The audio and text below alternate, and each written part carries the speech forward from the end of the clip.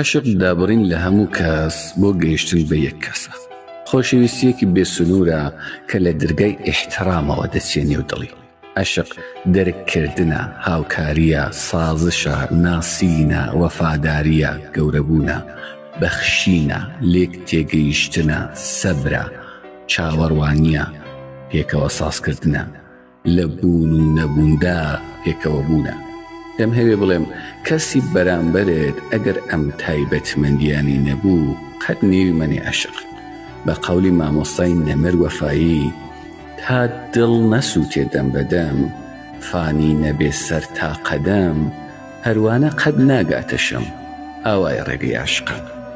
تا چاوت دڵ خوێن بار نەکەی، قەتعی هەموو ئەغیار نەکەی، فیکری ویسالی یار نەکەی ئاوای ڕێگەی عەشقە.